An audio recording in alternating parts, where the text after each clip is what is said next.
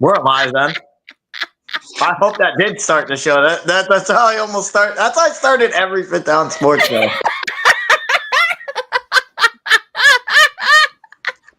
Boss, let's just go. I can't Let's stand just go. Let's do it. Son of a Can't do bitch. it. We'll do it live. Do it live. I'll write it and we'll do it live. Mister, will you please wake up, wake up, wake up, wake up, wake up?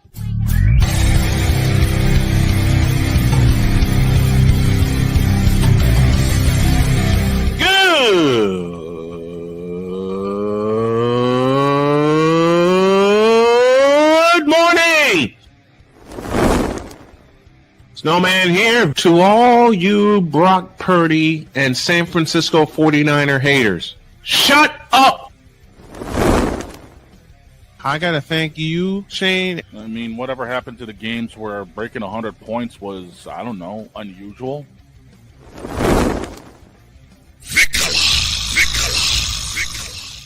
There was one word to sum up the All-Star weekend. Trays. Cause we take this job so serious. Splash Brothers, yes. Ray Allen, replace him with Steve Kerr. Reggie Miller, yeah.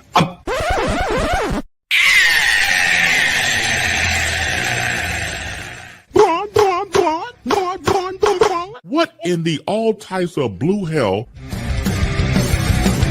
I don't know. We don't take it damn serious. Come on. Oh, yeah! Let's go. Victor, your head's not the only one hurting. We don't take anything serious. And Dietz, I hate you for the way you started this morning. Good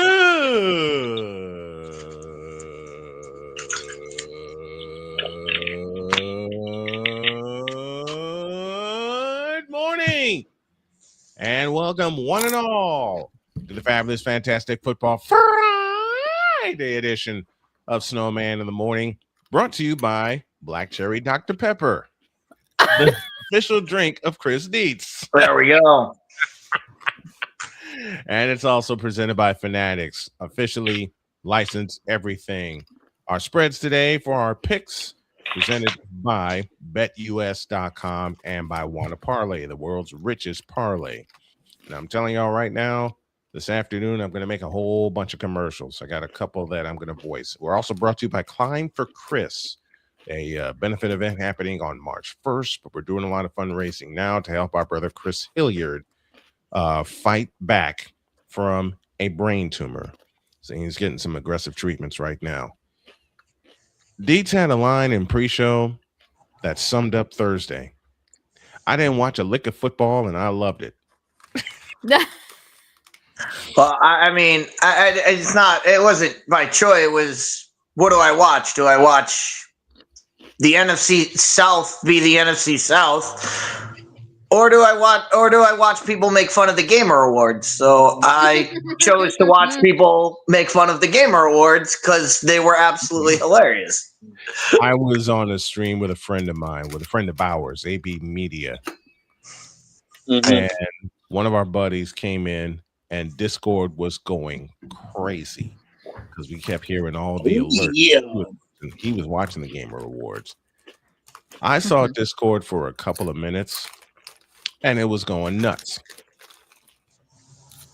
Meanwhile, Zanga, you know what? I only watched one play last night, two plays last night, and I was on AB's stream when it happened. The spike by Kirk Cousins and the walk-off field goal by Zane Gonzalez.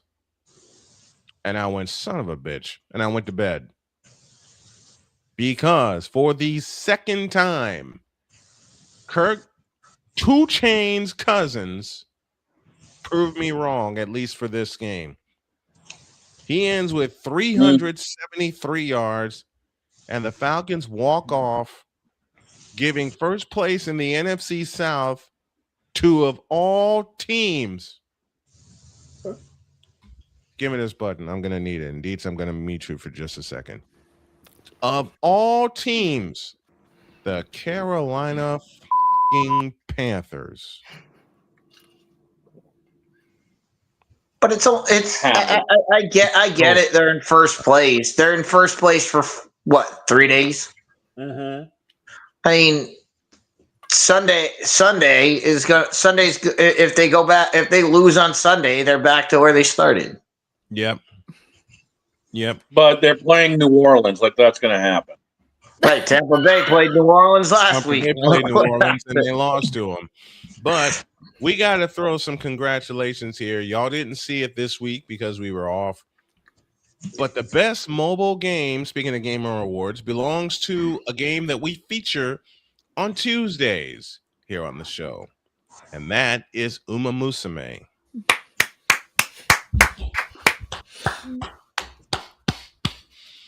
Major Woody was isn't that just amazing? Glory to Side Games, everybody. Glory to Side Games. To Uma. You know what? You know why I decided to feature Uma Musume? Because, well, I blame Jen. Because Jen got me hooked. Nice. Jen got me hooked on the game. And then I went to bed. Neon Light Bright's with us. Major Woody's is a Broncos fan. But she says, you got to see this. I said, I don't want to see this. You got to see this. So my daughter from across the pond got me hooked on Uma Musume. And then old Snowman got an idea. And within a week, Uma Musume was here on the show. And the cast of characters loved it. Well, that timeline is blurred because I'm the one that told Jen, if you're not streaming Uma Musume, what are you doing? Yeah, but like I was streaming it on my channel first before bringing it here on Snowman in the Morning. Yeah. So I said, if you're not, I said you need to be streaming this game all the time because this game is awesome. It is awesome. And then Deeds opened his big ass mouth, messaged me and said, hey, Snowman, I got something for you. I said, what do you have for me? And he wrote Uma Tuesday. And then he said it on the air. And the brain went nuts again. It's like, how do we do this? And I do apologize for it not featuring this week. That is mostly my fault because instead of finishing El Condo Pasa's career, I was grinding comp on Marvel Rivals. Well, Jen asked me, no, change that. Jen begged me for an intro for Uma Tuesday. And I showed her only a part of it. And she kept saying, hey, when are you gonna have the intro for this? Don't worry, I'll have it. I don't care. And then I finally got to send him some stuff for it. So I found a whole video on YouTube of every cinematic cutscene from the game for him to watch and select what he wanted from it. I was kind of expecting like little bits of like from different stories. So you could have a bit of Major Doe McQueen, bit of Rice Shower, bit of Winning Ticket, a bit of Narita Bryan. But then I got creative. And then this happened.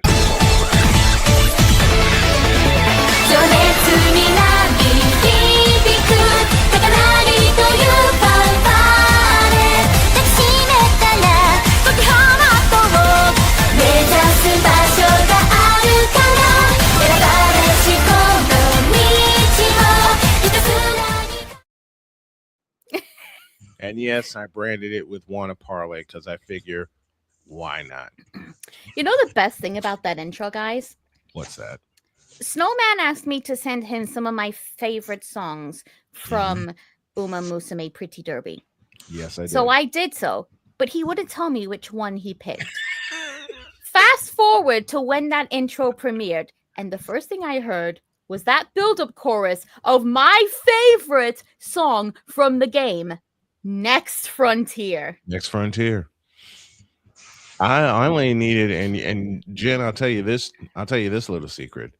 While I was in production, and I heard, and you sent me that song, I already locked into it. I didn't even hear it yet, and I already locked into it. And then I heard it, and I said, "This is perfect."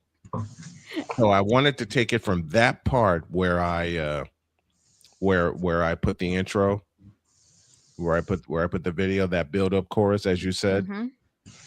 I took it from that point, and there you go. 30 quick seconds, and then we have our intro. And also, Victor, just to give you an insight, because I can see you and Napoleon talking about it in the comments. Yeah, if you guys don't know, yesterday, PETA, you know, the animal group PETA, they released a tweet yesterday. Oh no! That was basically hating on Uma Musume. But here's the thing about it. Attached was a fan image that someone at PETA actually drew of an injured Silence Suzuka. It was basically the anime character depicting what happened to the real life Silence Suzuka. Basically saying, your favorite horse girl wouldn't have her comeback arc. Look at what happened to Silence Suzuka. But here's the best part. The tweet got community noted. The tweet got community noted because the art piece broke Cygames' official terms and guidelines for fan work. In other words, it broke guidelines number 1, 2, 3, 6, and 7. In other words, they were saying it is stinky. Yeah, they basically drew a gory image of Silent Suzuka trivializing her tragic injury for their own gain. Fools. So imagine Uma Musume going to win Best Mobile Game on the same day that happened, and we're all just laughing in PETA's face while we report it to Cygames. Isn't that great? Send in the Yakuza. Isn't that the best thing? If this is what finally takes down PETA, we need a whole Uma Musume special. Victor and I watched a show with Penn and Teller, and I can't say the name because we are on radio today. Okay. It's. Let me tell you. Now that's some bull. And you know the rest. That last word. Seriously, I got some bull, son. Shut up. Seriously, though, if Uma Musume is what finally gets PETA to shut down, we need a whole Uma Musume special. They're not going to shut down. They're not going to shut down. No, they're not going to shut down. No, but PETA's done so much worse. I could definitely so much worse. I mean, this is bad, but I mean, this is like. They literally broke Cygames' terms for fan work. Cygames gonna sue them. Not saying PETA should. You know, I have my own objections to PETA and how they work, but right. They seem to weather the storm, so they've been through a lot worse. But again, in doing what they did, they broke Cygames' official terms for fan work. Because remember, these horses are real life horses owned by actual stables in Japan. Silent Suzuka belongs to the JRA. I mean, it would be great. It would be great if the suing party took PETA to task and stayed the course. Absolutely, but you know how this is going to work. They're going to sue them. PETA's going to come back. PETA's going to give them a number. They're gonna say, well, we want a little bit more. They're going to give them a little bit more money, and that's going to be the end. I don't think that's going to happen because Cygames is a Japanese company. You're not going to there's no way PETA's lawyers are going to let this thing go to court. They're gonna settle this. Again, though, Games is a Japanese company. I mean, the same way Gina Carano went after Disney, and everybody said, "Oh, Disney's gonna have to show everything." What happened? It got to the goalpost where you got to show everything, and Disney gave out the bag of money, and poof, it's gone. Well, did you not hear what I just said? I'm sure that would have been the case. Money will make people talk. Money will make this go away. That's gonna happen. I don't think Side Games will take a money bribe. Remember, they're a Japanese company. They're not US. They're Japanese. I hope they They're don't. stricter. Their laws are stricter. Let me get this comment in. Horowitz, Feinberg, and Horowitz, HF&H joins us from Cincinnati, and he writes in, "It won't be this or any other deliberate foolery that takes down PETA. It will be Goldfish. Remember that. Goldfish will be the end of PETA." Goldfish? I only know Gold Ship. Who doesn't know Gold Ship? You guys are trying to figure all that out. I got a text from an unknown number saying they want me to ship the Mercedes to Japan. Oh gosh. While I'm are you sure it's a Mercedes? What about a McLaren? No. Like no. I think it's a Yakuza number because they well, hey, he ain't getting my McLarens. Lay off of that. Well, we're coming up on a break, so I'm going to do this for Horowitz, Feinberg, and Horowitz, one of my dear friends. I got this special for you.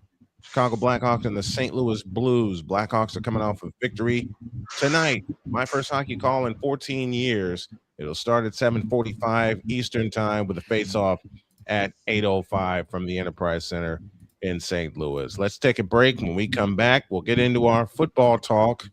Damien ain't right. What? What did Damien say? Speaking of comments, Damien, don't get me started. Don't get me started. We're dual streaming this. I'll get both streams shut down.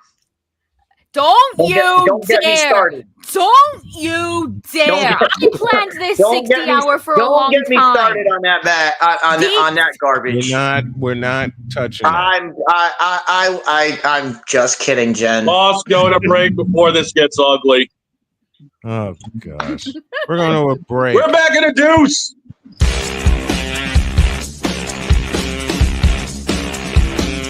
This is Snowman in the morning. Are you ready to upgrade your coffee game? Prepare for an invasion of flavor with Invader Coffee. It's the caffeinated elixir that fuels champions, the blend that pushes boundaries. Whether you're battling deadlines or exploring uncharted territories, Invader Coffee has your back. Join the invasion at invadercoffee.com and taste the difference for yourself. Use the code SNOWMAN for 15% off your first order. Invader Coffee, veteran owned.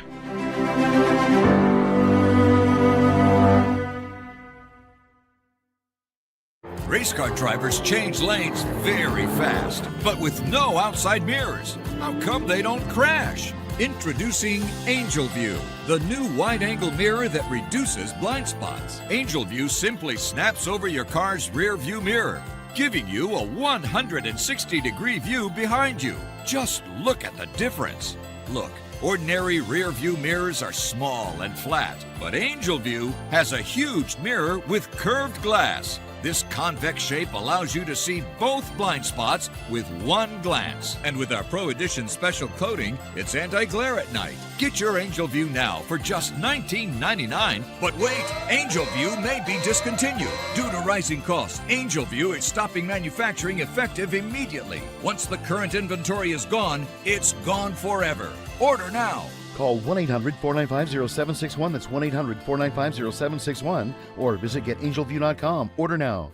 Join the transporter to Hades. Your butt and gut becomes one. Join the reformer of hooker whores. This is my daughter, Placenta Booty Johnson. Join the bronze car. Whenever you are in distress, take off your baseball cap and throw it in the air. Join your very own superhero of broadcasting, Chris Bass. So whatever the color crayon they get, they palm it and do two circles, and that translates to I can beat up black people. As she takes you through the week's paces in Baseline. Live every Saturday at 8 a.m. Eastern, 7 a.m. Central, Pacific Time Zone people, just stay asleep when this is on live and just catch the recording. Oh, I'm sorry. Exclusively on the Chris Bass YouTube channel.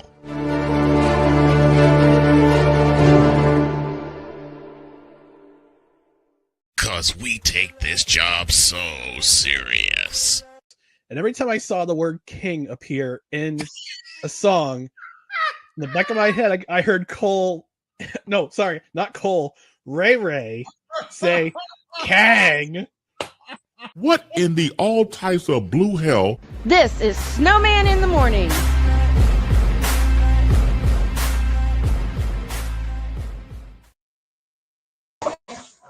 Why does Ray Ray have to talk about that Laker who's shilling that brown liquor? 24 after the hour. We're on WQVZ 1700 Mission Radio, as well as WJKS in Indianapolis, WHDR in the Carolinas, and WBWS in my hometown of Chicago. What are you doing, Deeds? For Damien, this is Supergirl, not whatever they presented in that trailer. Okay. This is what Supergirl is. This is what Supergirl is. Saving people. Deets. Not a drunk mess. Deets. That's Supergirl. Deets. Speaking of Marvel, how do you feel about Sadie Sink being Jean Grey in the new Avengers film? She can't be worse than Sophie Turner, so. I mean, the role she's best known for is Max in Stranger Things. She can't mess it up. I mean, as long as they do the character right and they make Jean Grey who she is. I believe Sadie's gonna do a good job. Come on, it's Max from Stranger Things. She's gonna kill it. So I just got presented breakfast, and it's pumpkin bread. There we go. I love it. All right. I have something to say about Sharon Moore, and I'm going to encase it in a few things. Because Sharon Moore is our dolt of the week.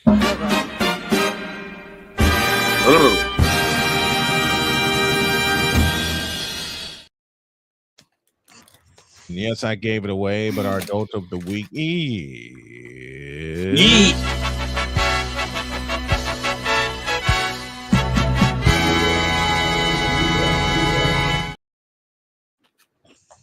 Sharon Moore. Now, I'm also going to put Sharon Moore on a very hot seat.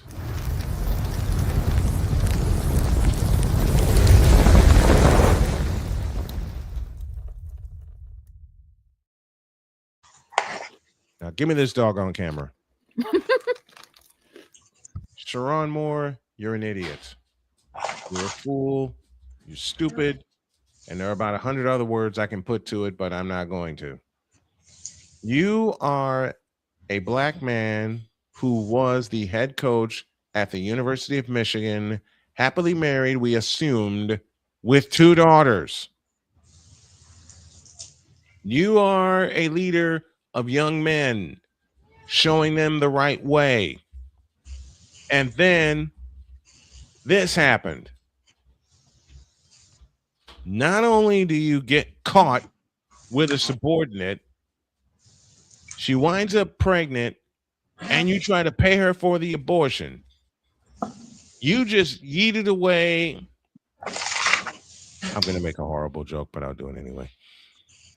You just yeeted away your career like the Bears yeeted away their entire future for DJ Moore. Okay, rewind a second. Because I'm just catching the details. This idiot knocked up his staff member and then tried to pay for an abortion. What the hell is this? A Maury episode? A Maury episode in Michigan. How could you throw Brother. How could you throw away your entire career? More to the point, how can you throw away your life for something that stupid? Ain't no school gonna hire his ass now. That's jumping way too. I would have agreed with you 6 months ago. But we all saw, and I don't know if Pizzle's watching in the chat, but Pizzle knows.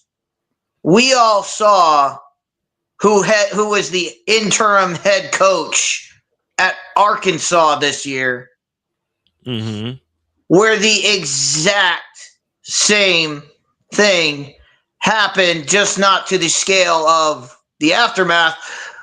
But Bobby Petrino had the accident where he had a mistress with him, and guess who was back as the head coach of Arkansas? So to say he threw his career, I mean, look, he's got a lot of demons he's got to work on. He's got a lot to come out of this, but there's another side. There's another side to this story that's going to come out. Well, all I'm saying is jumping to conclusions of this guy's career's over. Like he can build it back. He can build it back up if he corrects things. That's a big if. Yeah, and because it doesn't dispose. He's got to suffer through all the consequences of what he did. But if he comes through the other side of this, right? Again, we can only go on the details we have. Yeah, and all the details ain't out there. And there's I can guarantee you there is some kind of substance. Some kind of substance involved with this. I'd love to know what it is. And I'd love there's going to be, whether it's alcohol, whether it was hard drugs, whether it was marijuana, whether there was something that led to everything that came forward. Like the switch doesn't just flip like that. Well, because you said that, Dietz, and you're absolutely right. Me and my journalism skills from Northwestern are telling me to kill it right here, because there is a second side to this, and it hasn't come out yet. It won't come out for a while, but it's going to come out. And yeah, and like I said, we've seen, if you've been on Facebook or if you've been in any sports group over the last 36 hours, you've seen everybody swinging for the fence at, oh my God, this guy, what he did is wrong. I can't believe people are defending him. I haven't seen anybody defend him. What I've heard people say is, let's get this whole picture before we jump to conclusion, because there's going to be a lot more of this story, and everything that's happened since then has all the right things have happened. There is no hot seat because he's already been fired. He's not going back to Michigan. Right. Michigan's moving on without him, and that's what should happen. But can he come back? Can he serve his time, do whatever he has to do to get himself right, and come back as if he really wants to pursue coaching still, can he come back as a position coach somewhere down the line and work his way back up? Absolutely he can. Absolutely. He's what, 20? He's what, like 30? He's in his 30s. Yeah. But it begs the question, Dietz, since you're going there, and I'm glad you did, and I'm glad you gave me a sharp reminder on how to handle things. Who do you think would be the first school to take a chance on him? I think anybody. I think who would be the first one? Who would be the first one to take a chance on it? I don't think it would be a school. Really? I think it would be calling the guy who brought him to Michigan. Call up Jim Harbaugh. Become a linebacker coach at become a linebacker coach with the Chargers? Would Harbaugh be a guy who would say, hey, we'll give this guy a second chance? He's a low-level coach with the Chargers. Start there and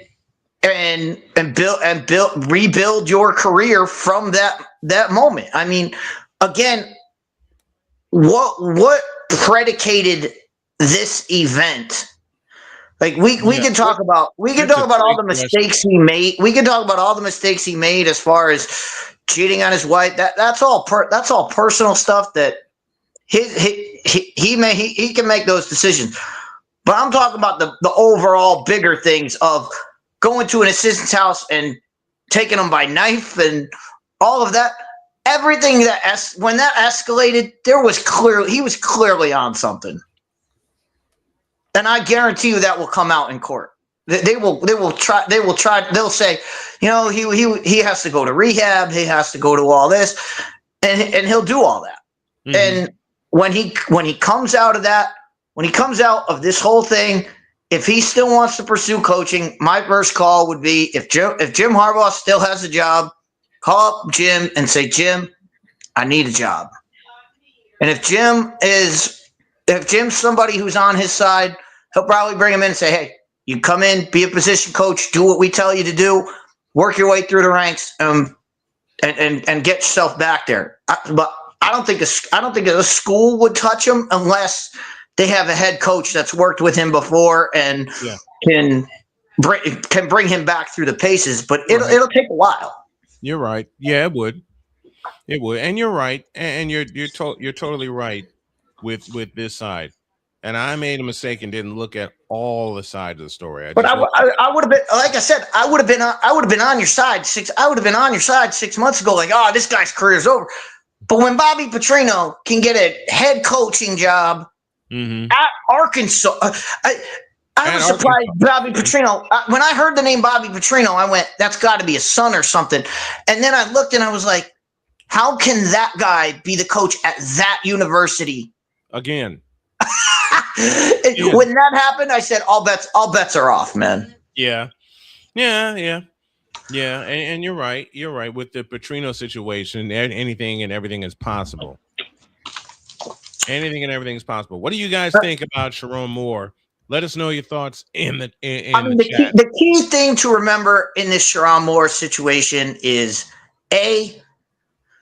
nobody got significantly hurt. True. That is a God bless it. This could have gone sideways very quickly. Real quick. Very quickly, it could have gone sideways for a lot of different people, and it didn't. So congrats to the authorities in Michigan and all the people that were involved in making sure that didn't happen. To your left, it's really quick. Yeah, I see it. Thank you. So congrats to them, and now it's on that's the people on the ground. Now it's on the DAs, all the people in the correctional facilities.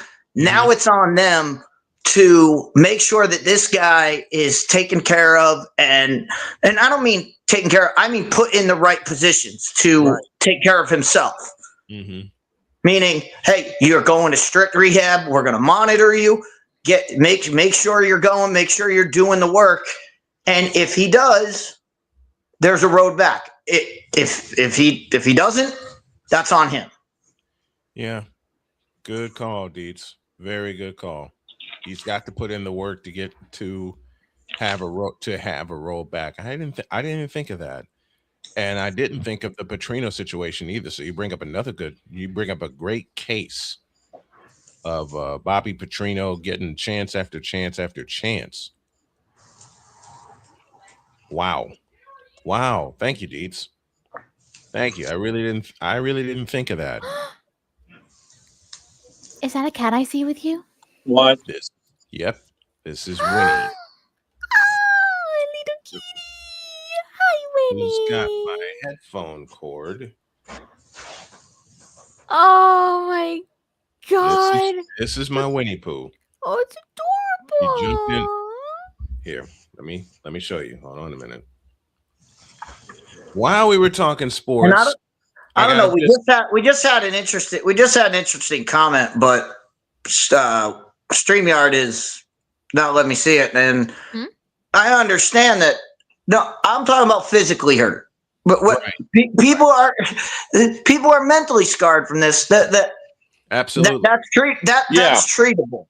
What I'm talking about is physically. This could have gone sideways. Yeah, there could have been a lot of blood involved. Yeah. There could have been a lot. I didn't even think of that. There could have been a lot of blood involved. This is what I get for shortening my research to try to come up with something in a short amount of time. Super villains. Well, I got a lesson today. Indeed, thank you for that, for reminding me there are two sides to every story. But man, you know what? ML Coins, no cussing allowed in here. Goodbye. And we're going to a break. When we come back, we'll get back to our football talk. I'm gonna have bread. And I got the feeling Winnie will be pursuing other interests around the house. Aww. You all get back. Bye, Winnie. I got Jen, I got 3 of them. I got this one, Winnie, and I got Binks, and I have Pumpkin. Of course, and I have my little dog Lucy. Don't forget tonight, 7:45, Blackhawks and the Blues pregame presented by Warner Parlay at 7:45. Face off 8:05 from the Enterprise Center in St. Louis. Let's take a break, and this one will probably be asleep when y'all get back.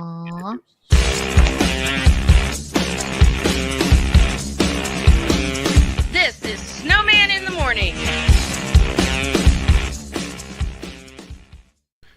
Hey, Chicago, it's time to climb. Excitement is in the air as we come together for something extraordinary. The Climb for Chris fundraising event, a celebration of strength, community, and unwavering hope. One of our own, Brother Rice class of 2009, a leader, a coach, a friend, a father, Chris Hilliard has spent his life lifting others up, guiding young athletes, inspiring students, and taking every chance to explore the world with his wife Lauren and their 1-year-old son. But in September of 2024, everything changed. Chris was diagnosed with a rare, aggressive brain tumor. Since then, he's been in constant, grueling treatment, traveling out of state almost every other week, from last-minute flights to long hotel stays to meals and rental cars. The bills add up fast. Chris is now a part of an international clinical trial, a treatment path that gives real hope. But staying in the fight means staying in the program. And staying in the program means more travel, more time away, and more mounting expenses. So now it's our turn to show up for him. Join us at Climb for Chris, featuring live music from Maggie Speaks, great food, drinks, raffles, and a community ready to stand tall. Every dollar raised goes toward Chris's medical and travel costs so he can focus on healing, not bills. Every $10 makes a difference. And if you can't give today, sharing the page helps more than you know. Chris is always the one who shows up when it matters. Now we climb for him. Be a part of the miracle. Be a part of the movement. Join us, support, pray, and share. Together, we climb. Learn more and contribute today at Climb for Chris by visiting climbforchris.com.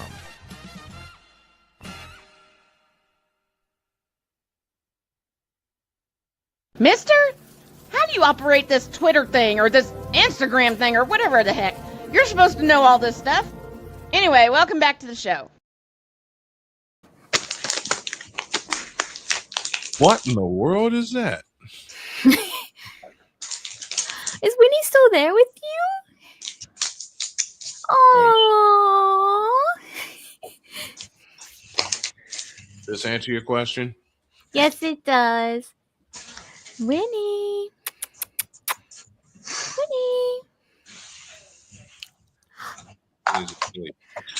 He's asleep.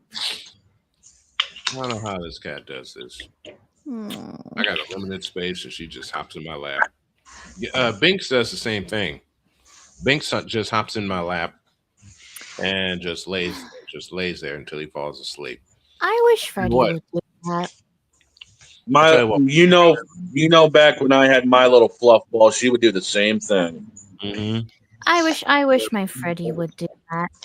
Curly always did. But I got 3 of them now, and one afternoon, all of them took their turns sleeping on my lap when I was asleep in my office. Aww. I leaned back in this chair. I zonked out. You getting ready to go, Winnie? Bye, Winnie. Or are you staying here? Okay, she's gone. Okay. I think she heard Mama's voice. But what happened was I fell asleep here in the office, and I felt Binks jump on my chest. I opened my eyes. I saw Binks. I fell back to sleep. I wake up about an hour later, and I still feel paws across my chest, but it wasn't Binks. It was Winnie. I don't know how that happened. And to go back to our leadoff subject, and I come to the dog for this. Yo. How the hell did the Falcons beat the Buccaneers? The Buccaneers, and you. Well, Tampa has been 1-5 in the last 6 games, and Baker Mayfield turned into Baker. Baker turned into a faker. Yep, that was the stat I was going for. 1-5 in their last 6 games.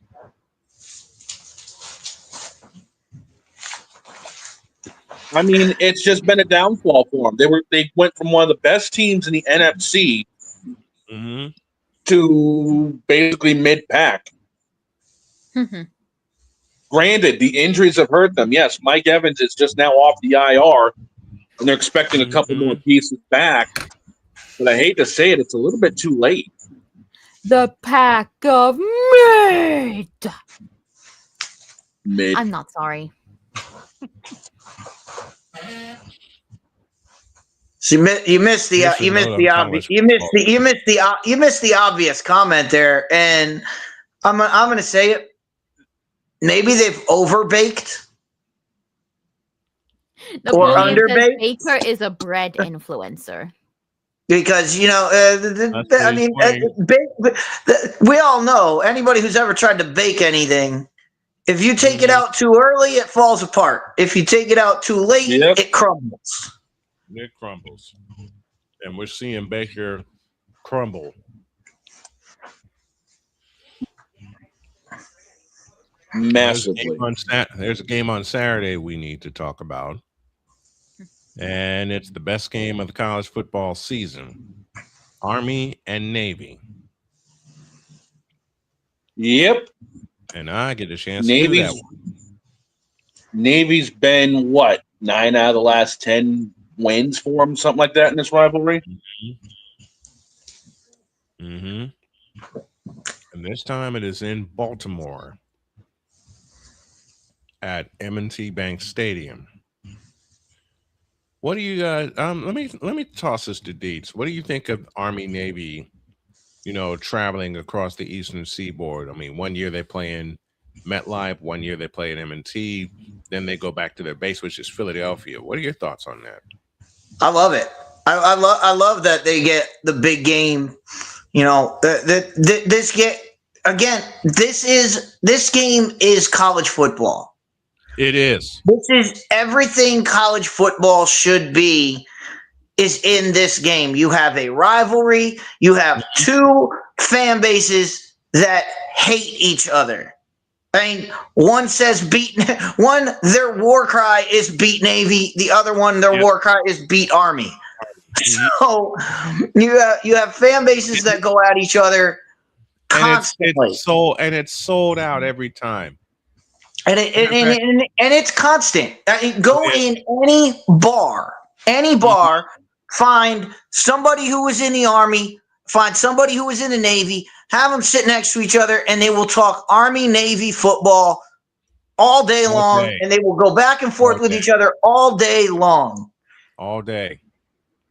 But here's the difference between every other rivalry: Ohio State, Michigan, USC, UCLA, any other rivalry, Texas, Oklahoma, all of those.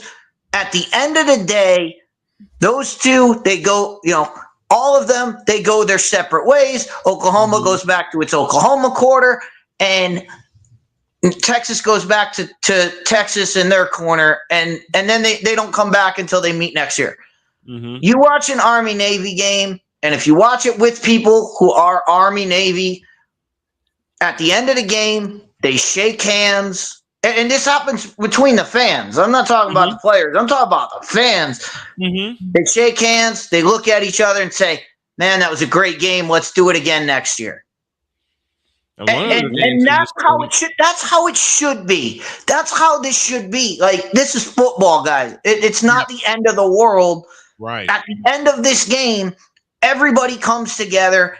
They play the school anthems. Every single player is lined up and has their helmet off, stands at attention, and lets the other team play their anthem. Then they go and they run to the winning side. They let the winners do their thing, and everybody does the same thing. They stand at attention. They let the anthem play. Then they celebrate, and that's it. And everybody looks at each other and says, "Hey." The seniors look at each other and say, "You know what? For the next 4 years, you're now on my team. We're on the same team now, so we're not going to disrespect each other." And that's how it should be. That's how all of these games should be. I agree. Next year they go to East Rutherford, MetLife Stadium, which means they'll have to expand it, and then 2027 goes back to its base in Philadelphia, Lincoln Financial Field. But one of the games, when I do my stadium tour and my TED Talk tour, yes, I'm planning it, I want to see an Army-Navy game live. I mean, I'm going to call this one, but I'll be here in studio. I want to do an Army-Navy game live in the stadium. If you're a college football fan and Army-Navy's not on your bucket list, you're not a true college football. You're a fan of your college. You're not a fan of college football. If you're a fan of college football, Army-Navy is an experience everybody should want to have. I want that experience. I want to see Army-Navy live wherever they play it.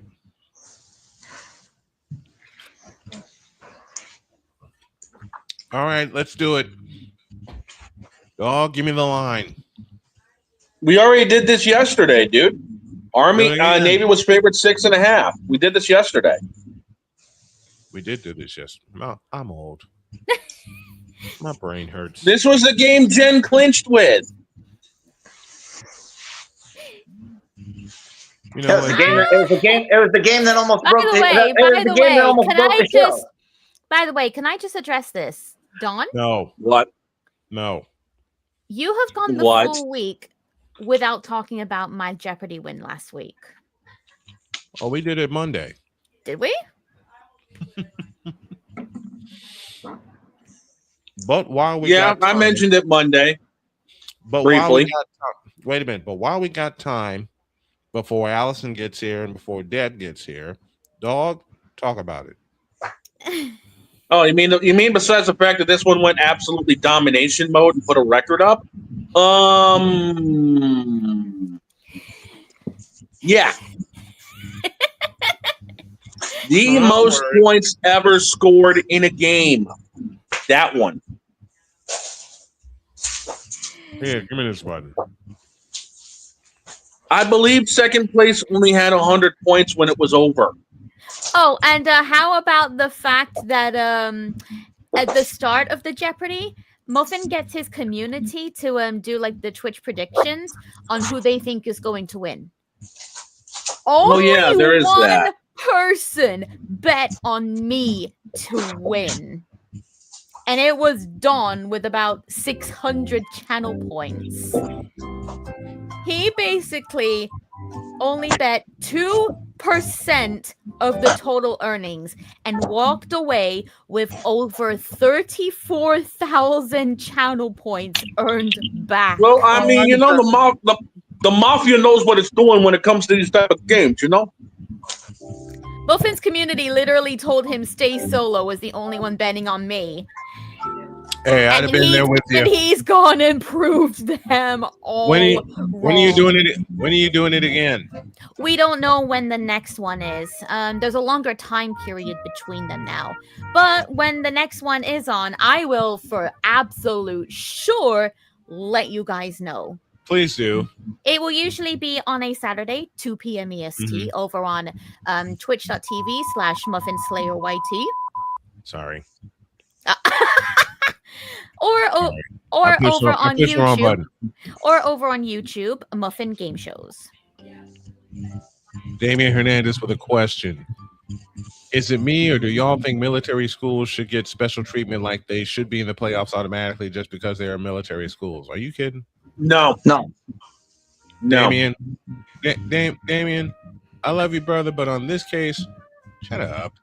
I mean, they do have special considerations. Yeah. For the fact that if you win the Commander's Trophy, you automatically go to the Military Bowl, whether you're 6-6 or not. If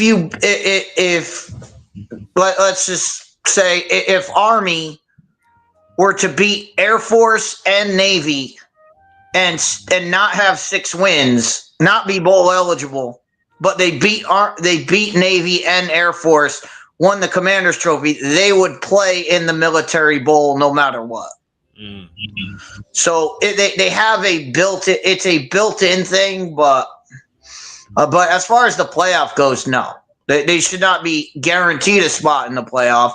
Now Navy got their chance hijacked, but we don't know for reasons that are still unknown. But yeah, so there are mechanisms for that, and that's why this game does matter, because if Army does win, they're going to a significant bowl game, and Navy will still get in a bowl game. But I think Army needs to win to go. I think they have to win to go to a bowl game. But yet again, we all picked the Navy because, well, honestly, they're end up doing the thing anyway. They got the better team. They got the best. They got the best player on the field. That's how this game goes. Last year, Army won because they had the best. They had the best player. And that's the way this game usually goes. But it doesn't when this game goes. It doesn't matter because of the way these two teams play. And I know people are going to get arguments. Oh, this is boring. They're not throwing the ball. Yeah, they don't throw the ball all over the yard. But it's fun football to watch.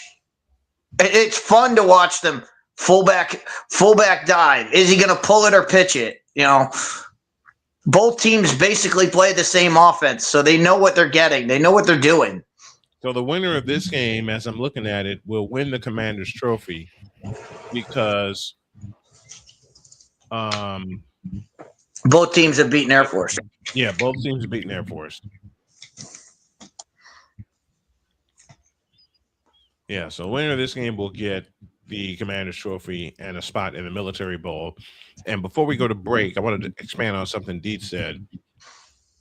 Navy got robbed of a spot in the playoff.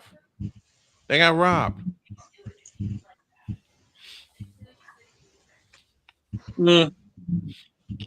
I could see that. To the comments. But yet again, it's the NCAA Grey Wigs doing their damnedest. To the Fanatics feedback zone we go. HF and H says no, they will refuse out of principle alone. Very true. Military academies pride themselves on military discipline, academic performance, and athletic ability. Geez, shouldn't that be the way everybody works? Damian Hernandez says, I don't see why they should be in if Bama can get in every year, in my opinion. If Bama can get special treatment, military schools should too. Bama didn't get special treatment. Bama doesn't get special treatment. They didn't get in last year. but Bama earned their way in this year by people that say Alabama shouldn't be in. Alabama beat Georgia, Alabama beat Georgia in Athens. That matters. Yeah, they beat Georgia between the hedges. And their only other loss was week 1 to Florida State, and the other one was to Oklahoma. Who they and see. They get to play Oklahoma in the first round. They lost to Florida State in week 1. They beat Georgia. Then they lost to Oklahoma. They lost to Oklahoma, and then they lost to Georgia in the SEC championship game. Yeah, I say they play their way in. If you beat Georgia between the hedges, you got a major victory, and that was on their side when the selections were made. And on top of that, Alabama gets to see Oklahoma next Friday. That's going to be fun. And I'm putting the headset on for that one. And I'm also putting the headset on for this. For the first time, I get to call Army, Navy. I'll do it here in the studio. 3 o'clock is the start time. 3:10 is the kickoff. Join us for that. We'll take a break. And when y'all get back, it's week 15 of the NFL season. Jen has already kicked our asses. And she's going to kick our ass again this week. I mean, at this point, she's +3 over the magic number with like 4 weeks left. What's left there? What is there left to do? So a rookie, a newbie, who not just kicked our asses, but took me off the top as the defending champion. Don't hate the player, hate the game. So as I said, I began this joke, and I hope to make Jen laugh when I say this. A newbie, a person who claims she didn't know football. Wait, give me this button here. What? Give me this button. She claims she didn't know football. That's a lie. What? I'm not lying. Good, you're laughing. You're laughing. That's all I wanted. And to complete the joke, Jen not knowing football. That's a lie. No, seriously, I don't. I know you don't. I'm messing with you. Yeah, you know and to continue to mess with Jen and to make her laugh. And to make her laugh, you know, Jen pulled one of my tricks. She just snuck in and said, "Glass." Pretty much. What I want to say right now, I can't say because of radio. I had to mess with you, Jen. I had to mess with you. She doesn't know football. That's a lie. Come on, man. You know what Jen? You know what Jen did? She snuck in here and said, "Hey, I want to make picks with you guys." Okay. Then she wanted to whipping our asses, and we're all wondering, what are we doing? And I found those 2 parts from the Cowboys game that Dietz did with Victor. And if I get the chance, I'm going to cut him today and put him into a bumper. Dak to throw, looking, and he throws it to, oh, Jesus Christ. Put somebody in the middle of the doggone field. It's not hard. The funny thing is that's me. That's not even me calling a game. That is just me watching a game. Mm-hmm. Like that's me every Sunday watching a game, and even if the Cowboys aren't involved, I'm looking at them like, and people be like, "Why do you care about this? You're a Cowboys fan." I'm like, because it's in front of me. Mm-hmm. I'm like, I don't know. It's just, I want to watch good. I want to watch good football. Not like when I see people playing bad, I'm like, why? Why are you doing this?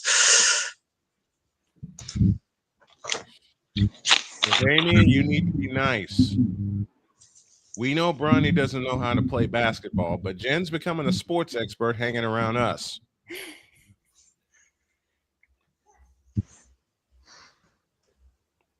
Jen not being a sports expert hanging around us. That's a lie. You know what I would like to do one day? What's that? You know how I'm whooping butt in the Marvel Rivals Jeopardy? Yes. What if I organized an Uma Musume Jeopardy for you guys? But I will make it easy topics. That's a lie. Don't trust me on it, okay? Trust me. I know you guys are beginners to the game and the franchise. I will make the questions quite easy. You make the easy topics for us. That's a lie. Kicking our ass in football picks. That's a lie. I'm gonna wear that button out. We'll see. Just like dog believing the Bruins have a chance. Yeah, you are. That's a lie. Just like. Ow! Did you hit yourself in the head again? The dog tossing this notebook and not hitting himself. That's a lie.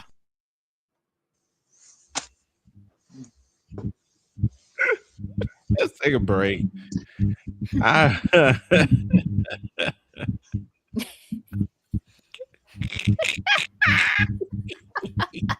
What did my Bruins do to you?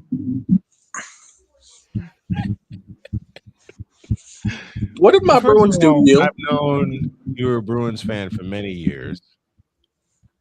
Every time I bring up that and make a joke out of it, you get mad at me. I don't know why. Oh my god. Okay, I'm sorry. Can I quickly read a comment from my chat before we go to a break? Go. From when it comes to the NFL picks, how do you spell irrelevant?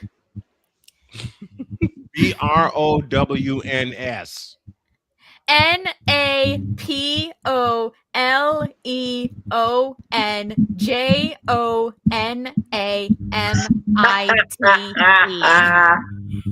And that comes from Napoleon himself. We got. I mean, at this point, the only two people battling are you and the boss. The rest of us are irrelevant. We got a break. Irrelevant. DONDAWGFATHER. To go from the champ to irrelevant. Now I know how LeBron feels. We got a break.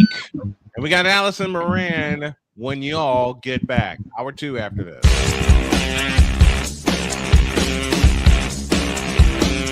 This is Snowman in the Morning.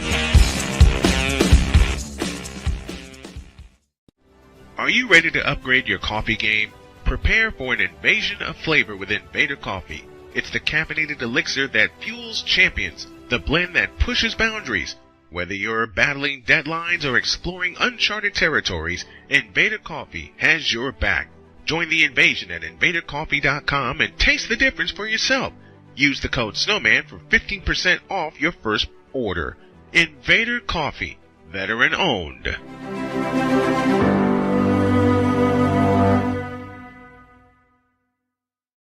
Race car drivers change lanes very fast, but with no outside mirrors. How come they don't crash? Introducing Angel View, the new wide-angle mirror that reduces blind spots. Angel View simply snaps over your car's rear view mirror, giving you a 160-degree view behind you. Just look at the difference. Look, ordinary rear view mirrors are small and flat, but Angel View has a huge mirror with curved glass. This convex shape allows you to see both blind spots with one glance. And with our Pro Edition special coating, it's anti-glare at night. Get your Angel View now for just $19.99. But wait, Angel View may be discontinued. Due to rising costs, Angel View is stopping manufacturing effective immediately. Once the current inventory is gone, it's gone forever. Order now. Call 1-800-495-0761. That's 1-800-495-0761. Or visit GetAngelView.com. Order now. Join the transporter to Hades. Your butt and gut becomes one.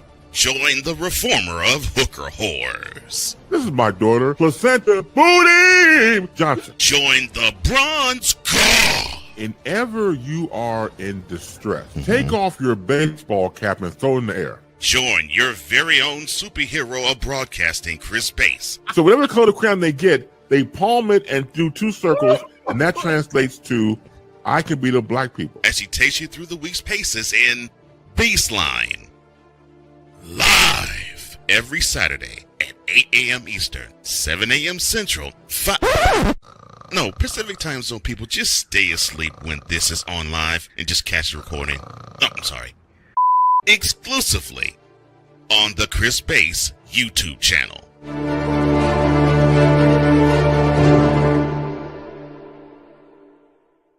Cause we take this job so serious. And every time I saw the word king appear in a song, in the back of my head, I heard Ray Ray say, Kang. What in the all types of blue hell? This is Snowman in the Morning.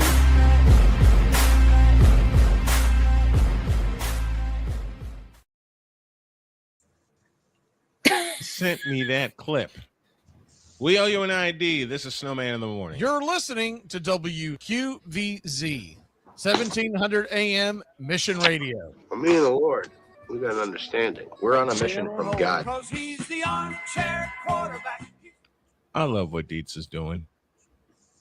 I Yeah. I mean, Damien asked, that is Supergirl. Thank you. Okay. That's all you need to know about the trailer that they showed us. Speaking of Supergirl. Those are Supergirls, not us. Not what they showed us. Speaking of Supergirl, we got one from Chicago that's due.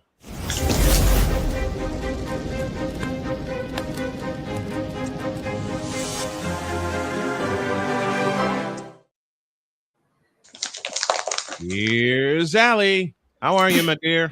I am doing well. Waiting for the frozen tundra to start in Chicago. How is the recovery process going for you?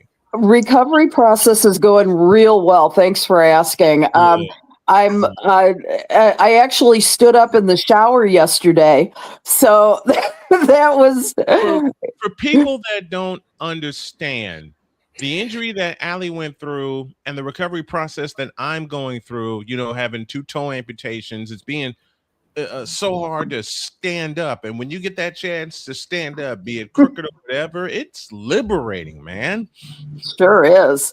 It's great. I'm walking around the house without my cane, so it's coming along real well. I visited my doctor, and he said that I was going along at a real good pace. So I couldn't be more grateful. It's been a process, but it's been a good process. Well, we are grateful for you. Aww. And I will make this official, even though you already knew one of the worst kept secrets of Snowman in the Morning. Allie's a regular part of the crew now. You see her you see her every week, and she brings the fire just like the rest of us. And I'm gonna give her. Allie's got stronger legs to stand on than the WNBA does in their negotiations, which is why I have to take care of something really quick. I'm going to give Allie the camera for a few minutes, and I'm just going to tell her to go off. Oh, by the way, two subjects. Oh, gosh. Within the WNBA, one, they can't get their ish together with these negotiations, and 2, they absolutely hate Caitlin Clark. Are we still in radio mode? Yes. As much as possible. Yes. With this sign above me that my wife wrote, I gotta be nice. Okay, I'll watch my language too. But I will make this promise. Before we go on our Christmas holiday, there will be a day we will be allowed to go completely off, and it will be next Friday. All right. So with that in mind, Allie, take the camera, and y'all, I'll be right back. All right. Hey, this is a very critical time in the world of the Women's National Basketball Association. Their CBA, which is now in negotiation through January 6th, we have all discussed how this is probably going to take until February, March to really solve. Here's where it is right now. The CBA, for those who don't know, is the central piece of determining how players are treated off the court. Let me give you an example. Until 2024, the WNBA did not provide athletes with chartered flights, as does the NBA, as does almost every other league that isn't minor league. Okay? Cost-saving measures have often prevailed in this league over calls for improving player recovery and well-being. Okay? The change in the chartered flights was motivated by Brittany Griner's detainment in Russia. If you can imagine, she was in Russia for, what was it, almost a year. And she had been flying on a commercial flight with some marijuana. No reason, except for Russian laws that she couldn't have kept that contraband, and it was legal in the United States. It's for medical purposes. It helps her with anxiety. Okay. Had she been on a chartered flight with, at the time, the Phoenix Mercury, none of this would have happened. So, Griner's experience signaled loud and clear that chartered flights weren't simply measures to pamper professional athletes, as one group wrote, but instead to protect them. Players need more protection at this point. Now, finally, Kathy Engelbert got on board with the chartered flights. However, now they've got players that in this CBA talking about how they no longer have a housing stipend.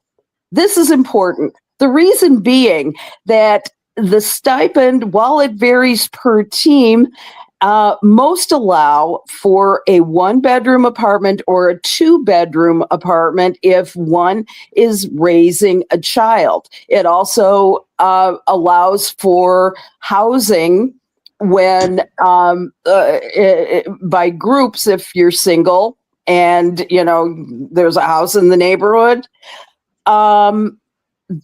The problem is that even in this new CBA, the league's most recent proposal slashes this support, and it suggests that the bigger pocketbooks mean increased bandwidth for finding and securing housing. But players have pushed back on this because the housing stability is a matter of respect and fair treatment. For example, if you are traded in mid-season, there's nothing to say that there is housing now for you once you get to your new city. And the other part is that if you have a family, where are you going to put them? It's throughout the season, if you stay together as a family, you are in a better position to be a better player. And so the problem is that with that measure taken out, you're on your own for all kinds of stuff. And so wait a second. Wait a second. Neat. What? I'm trying to grasp all of this. So You're telling me that this is in every contract, but it's team by team. It's city by like state by state. Yeah, let's put it this way: if each team has to adapt to the rules set forth by the CBA. Right, but I'm saying if you're a player in Dallas, yeah, and they give you a housing stipend in Dallas, well, there's no housing tax. You get traded to a team. You get traded to Las Vegas, right? Where there is housing tax. Obviously, that stipend's going to be a lot less there than it is in Dallas. Exactly. Right. That's insane. Yeah. Yeah. So it's, and what are you going to do? You're going to uproot your family in the middle of the season? What you going to do? It's understand that there are so many parents now in the WNBA that this is a real issue. And if the housing stipend, even if you're making $1 million a year, you've got a lot of expenses as well as an elite player. So, why isn't the team taking care of this as well? Is there somebody in there who's going to do coordination between the cities? How are you going to arrange for daycare in a new city? Think about it. Yeah, that's got to be a league thing. That yeah, you can't let that go team by team because that's absolutely insane. There's got to be it's got to be a league wide thing, and then each team goes out and finds places that they can. Hey, our players are if we get a player to come in, we need and a kid needs to go to daycare.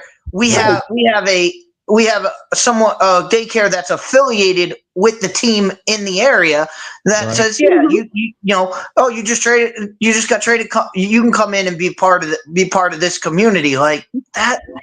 Yeah, I mean, you can't leave it up to city by city. That's insane. Yeah.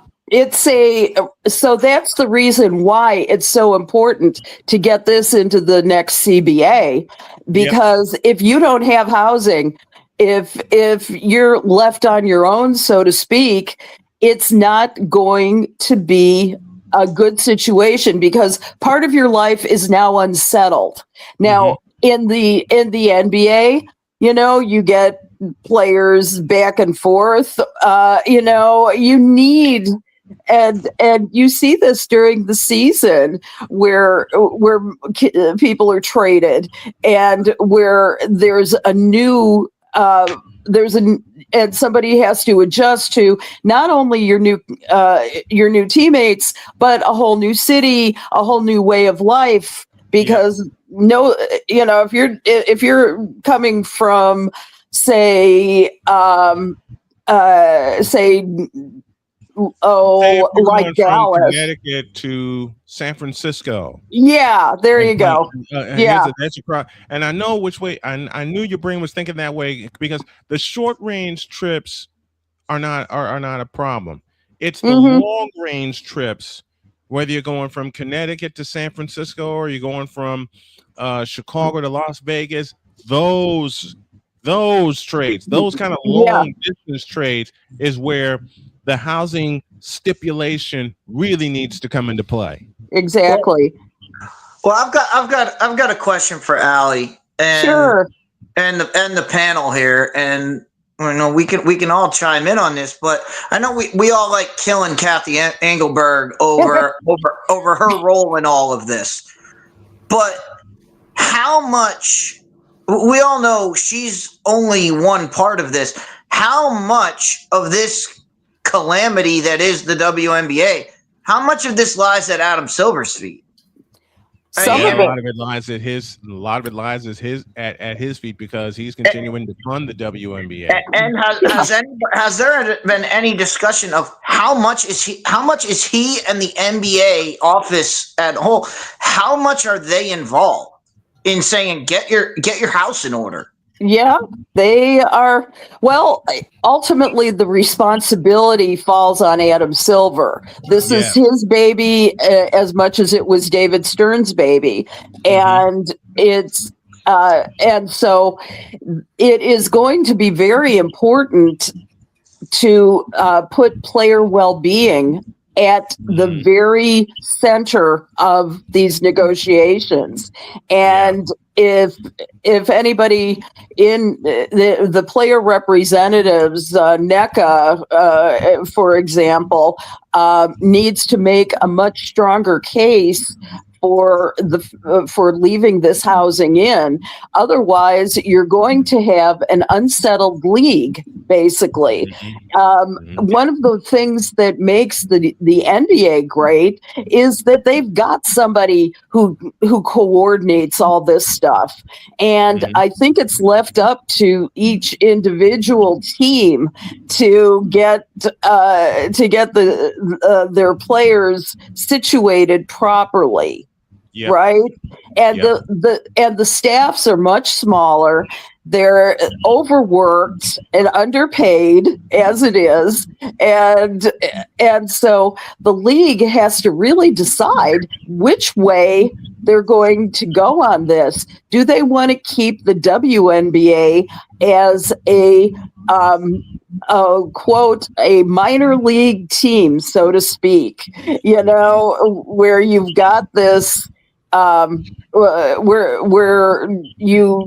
where you don't have the best interests of the players at heart, where so much is reliant upon them to make these arrangements for themselves.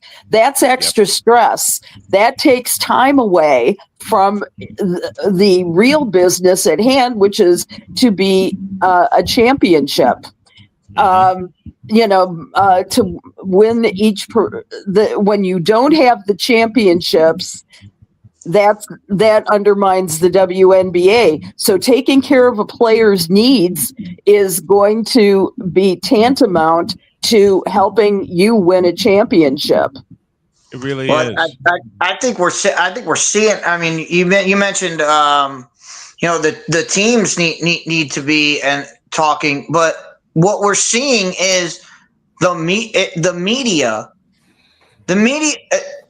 No one is asking Adam Silver and his staff, what are you doing to correct this? No one is taking this to him and laying this at his feet. They're basically leaving him out of the discussion when he needs to be brought in. He needs to be front and center and get this going.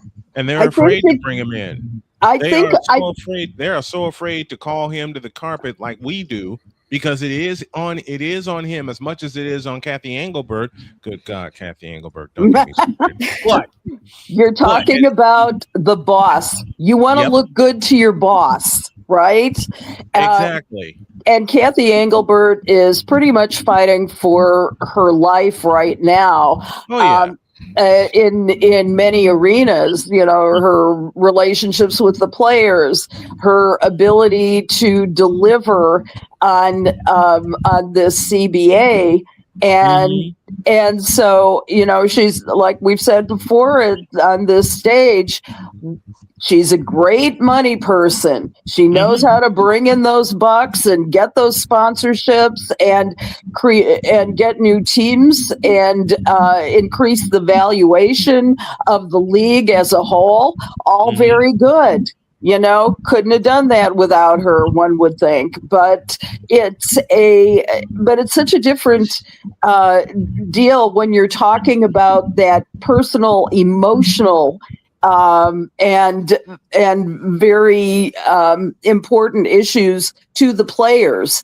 And I think Kathy wants to look good to her boss. So I'm pretty sure that, and this is speculation on my part, that she's saying, we'll get this worked out, boss. We'll get this worked out.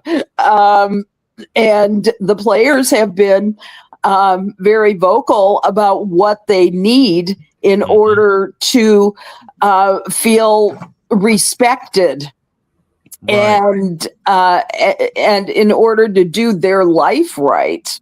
So there's another issue as well besides housing that's important, and that is the changes with the officiating. That's Right. nowhere in this CBA as well. And there's accountability that's also needed from the league and its executives. And, Nafisa Collier talked about that in her October press conference. And so the thing is that if there's nothing for training in that CBA, if there's nothing, the training of the officials, if there's not a permanent official, training for the officials who are refereeing these games, if there's no salaries for them as permanent members of the WNBA, this is going to drag on until draft day, I'm thinking. It's so it's you know what? Yeah. Let me do this. Give me this camera. Hey yo, Adam Silver, you got a job to do. This I said, Kathy Engelberg, this is on you, and it is on Kathy Engelberg. But Adam Silver, this is on you too. This is on you for being a coward and not getting in the middle of this. This is on you for being a coward and not being at the head of the table for these negotiations and saying, okay, we keep funding you. We're going to give you what you need. Hey, Adam Silver, you got a job to do, buddy. David Stern started this, and he was in on the negotiations. He was in. You're not. What's the problem with this? Do we have to rewind back to your handling of the Steve Ballmer situation in 2014 with the Clippers? Do we have to remind you of every other of the work stoppage in 2011 for the 2011-2012 season, and you weren't in on that? Yeah, you got something to do, Adam Silver. The best way to get the WNBA on their feet is for you to get off your ass. There, how do you like that? Love that. Not wrong. Wow. Well, that's wrong. The thing. That's the Send thing. that to the league. The NBA wants to have. They want to have it both ways. They want to say oh, we support the WNBA and we give them all this money and we do all this stuff, and all of that is fine and good. But you know what? You cannot just say, well, we gave them money and we let them do whatever they want. You need the NBA needs to have people stepping in and saying, this is what you need to do. Get your house in order, because you cannot keep funding it this way. It's never going to work. And what makes it so bad, it's blatantly obvious. It's blatantly obvious of what they need to do to get their house in order. All right? Blatantly obvious. And Allie, you and I talked about this over the course of the summer. Deech, you were in on this as well. And Dog got wind of this at the tail end of the summer. Train your referees, please. Please. Yes, please. If you train your referees, and yes, I know I'm going to sound like a homer, but I don't care. If you train your referees, you wouldn't have the debacle that is Game 5 of the WNBA semifinals in Las Vegas. That's right. Find the lie. Yes. Find the lie. And I'm going back to that. And I've had so many people saying, "Why are you going back to that? The game is over." Take a look at the foul they called on Aaliyah Boston in Game 5. Take a look at her 6th foul. It wasn't a foul. Matter of fact, the last 3 fouls that she caught triggered 3 Las Vegas runs, and they wound up winning the darn thing. And it goes back to what Allie said. Train your referees. Get them in workshops, intense workshops. Period. Not just this 3-day thing that they're doing right now. And the thing is, remember the other thing I said a while back was that the NBA considers the officials that referee the WNBA as a training ground for the NBA. So if they get good at their refereeing jobs, they're going to be transferred. And what is the WNBA going to be left with at that time? So I have no patience for that, because that means that you're looking at at the WNBA as a lesser light than the NBA, and that's unacceptable to my world. It's unacceptable to my world. Also, I think Dietz has a thought. We'll let him come in. Dietz. Well, that's gonna be the next thing, Allie, is these official. You need to have officials. For the NFL, you have a crew chief. Mm-hmm. Yes. Your crew chiefs need to be the most experienced. If you're using this as a ground for people to move up, well, you're moving the most experienced guys up the ranks. You're not going to be left with crew chiefs that know what they're doing. So the next thing that's going to come after this is going to be the officials saying, well, now we want to get our bag. And you're going to have what happened in the NFL where they had replacement refs, and we know how that went. I remember that very well. So if they don't get this in line now, down the road, it's going to get worse. Yes. The Fail Mary in Seattle, 2012. I don't need to explain that one. I watched it happen. Let me, Deets, just give me a signal when you're ready. I watched it happen, and I went, what? Because that was clearly an interception. You're going to have replacement referees in the WNBA. Good God, don't put that thought in my head.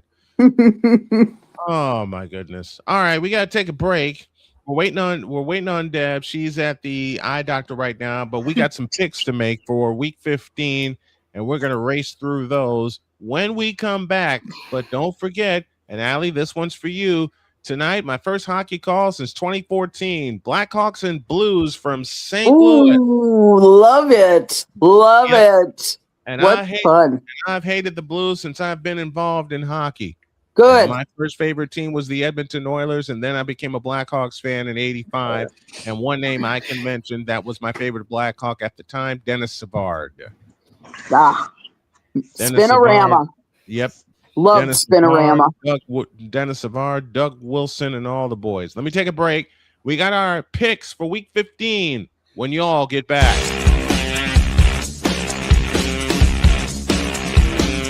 This is Snowman in the Morning.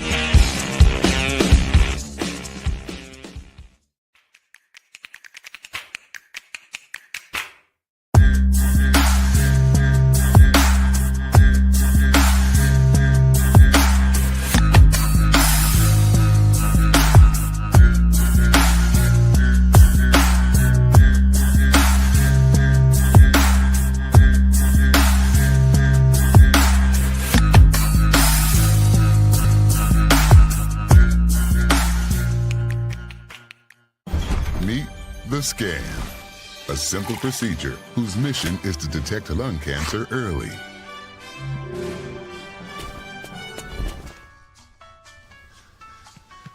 I'm here to save you. But I feel fine. That's great, but you may still be at high risk for lung cancer. Oh man, that's a new fence. If you smoke, early detection could save your life. Learn more at savedbythescan.org. SeatGeek is the ticketing app for fans like the High Five Strangers guy. Game-winning interception. First down. Just a nice, solid tackle. If you're in arm's length, you will be swapping skin with this extrovert.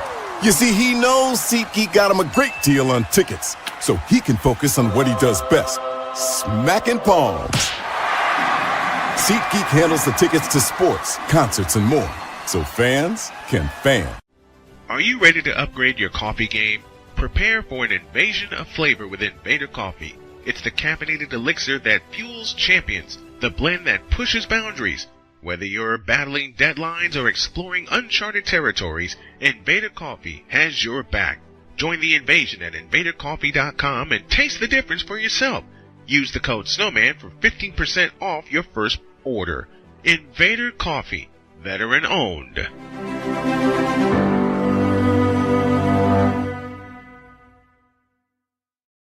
Hey everybody, Snowman here. Looking for the best way to experience live events? Well, SeatGeek has you covered. With just a few taps on your phone, you can find the best seats for concerts, sports, theater, and more. Don't miss out on unforgettable moments. Download the SeatGeek app today and get ready for an experience like no other. Each ticket is vetted for authenticity and ranked on a 1 to 10 scale. And right now, if you sign up and use the code Snowman, you will get $20 off of your first purchase. That's only through the power of SeatGeek, where fans can fan.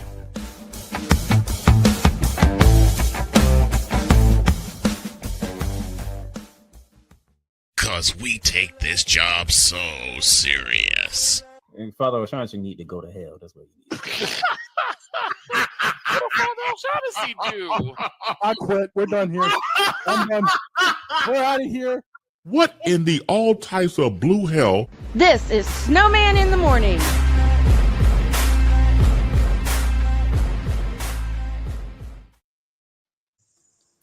I love you. I still don't know what the hell I did to warrant that.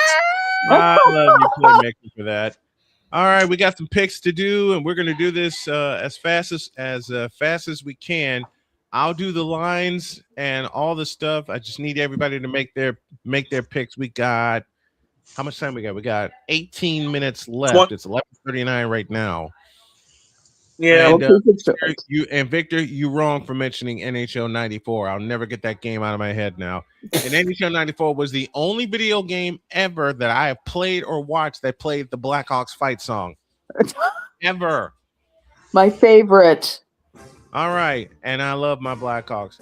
Here we go, y'all. We'll start with the 1 p.m. games, and we start in Cleveland with our Tank Bowl. No, we started at Soldier Field. I beg your pardon. With our Tank Bowl, and yes, I'm calling it a Tank Bowl, even though the Bears are 9-4, and y'all know I have my reasons for that. Bears and Browns, 1 p.m. on Fox, Soldier Field. Bears laying 7.5, and I say bear down. Deets? Bears win because Shedeur Sanders is having his day, and whatever his name is, the Browns coach decides, you know what, let's pull him. Dog?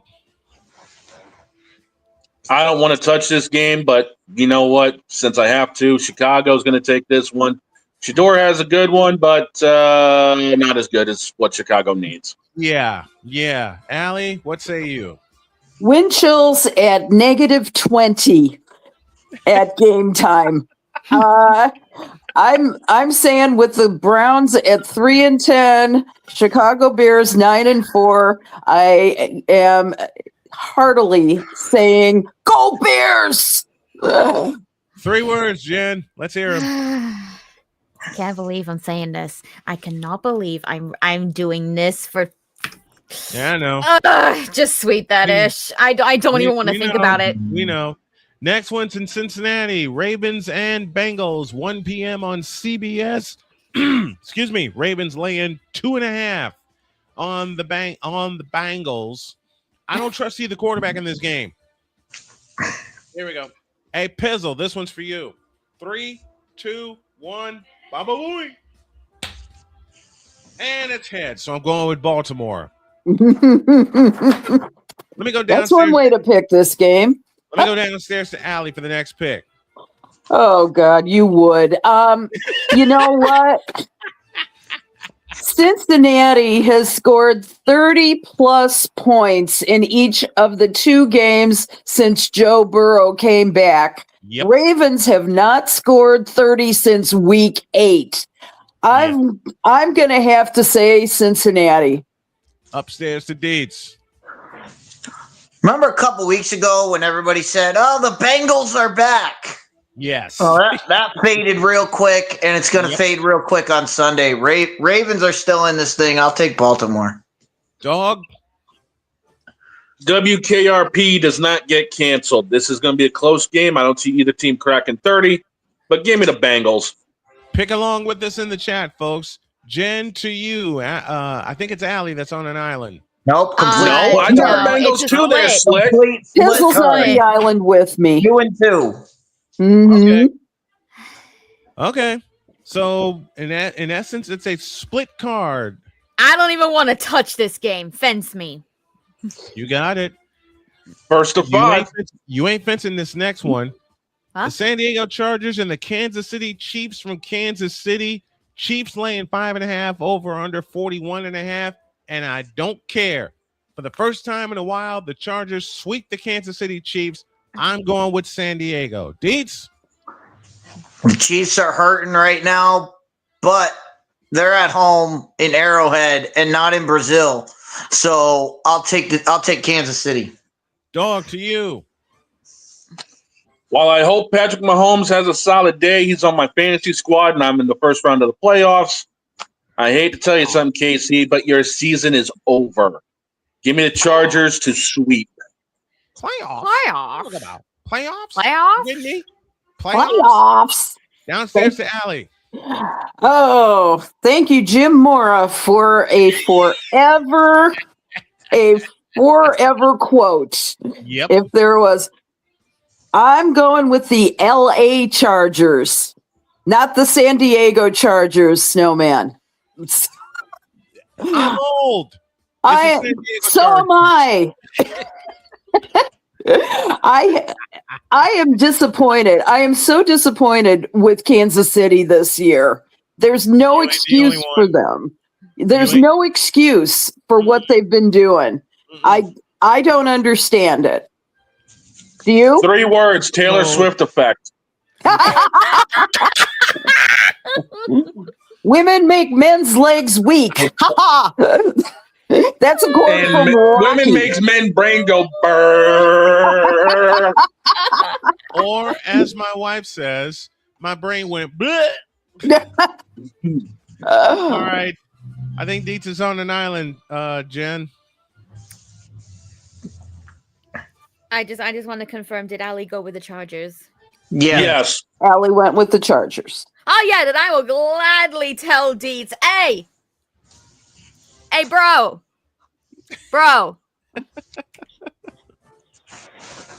Stay solo. Oh, jeez. What have I started? Buffalo and New England, chance for the Patriots to clinch the AFC East. It's a 1:00 kickoff. Buffalo laying 1.5, and I ain't buying it.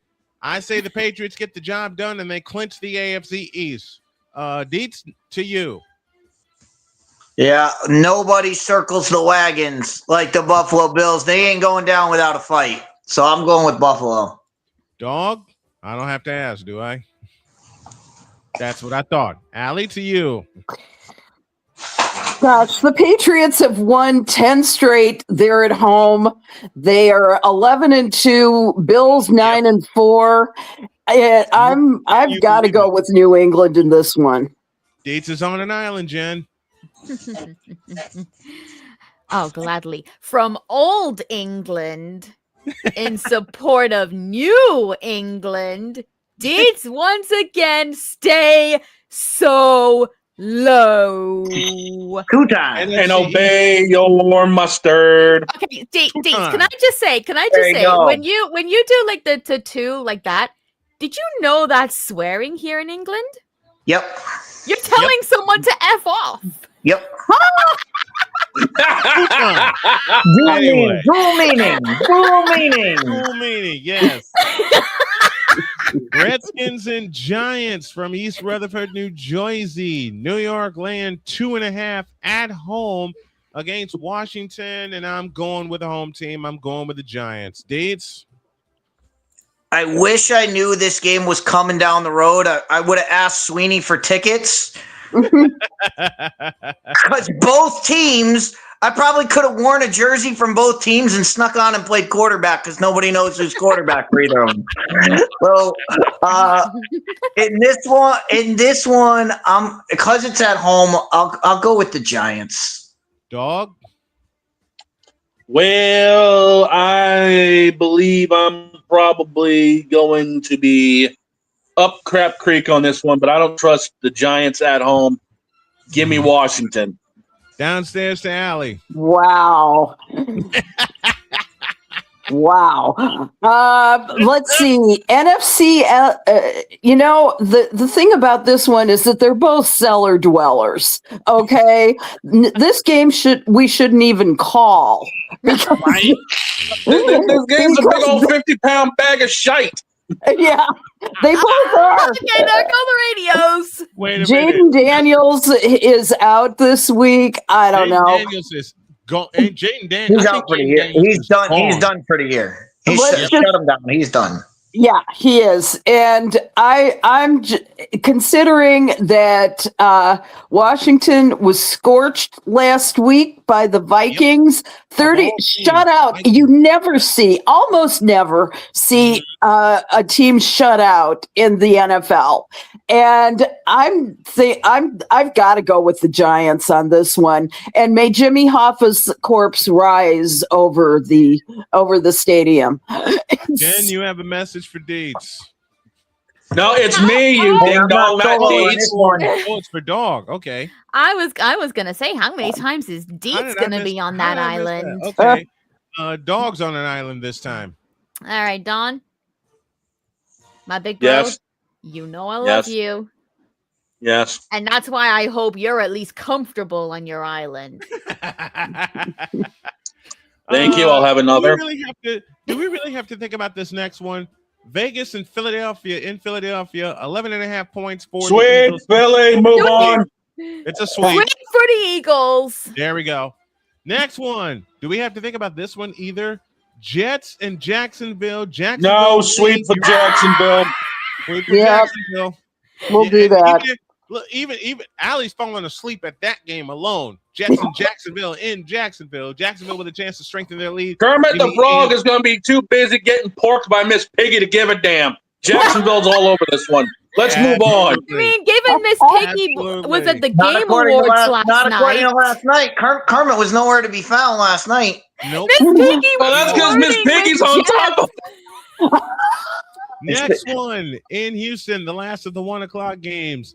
Arizona and Houston. Houston's on fire, laying 9.5. Do we all sweep for the Houston Texans? Yes, we do. Yes. Yes. Sure. Okay, that's a sweep also. To the 425 games, and it starts with a Donnybrook, Green Bay Packers, and the Denver Broncos. And Deb has joined us. She is Yay! She is Deb. in Jersey. How you doing, Deb? I don't hear anything. Can you guys hear me? Yeah. Yes, we can hear you Of course, I fine. can't hear you at all. I just saw everybody shake their head. Oh, I don't know how to fix this. Gosh. Oh All right, no! We're on the four. We're on Deb's the got fourth- audio All right, problems. let me log. I'm gonna log off and try again. I'll be All right. right. Okay. All right. All See what right. happens. See what happens when you mention Philadelphia. You see when you mentioned Philadelphia without Wait a Deb minute. being Wait a here? minute. Deb not being here at the top of the picks. It happens every single time. I mentioned Philadelphia and up she comes. All right, we're to the 420. We're to the 425 games. If nothing else, we'll get Deb's picks separate.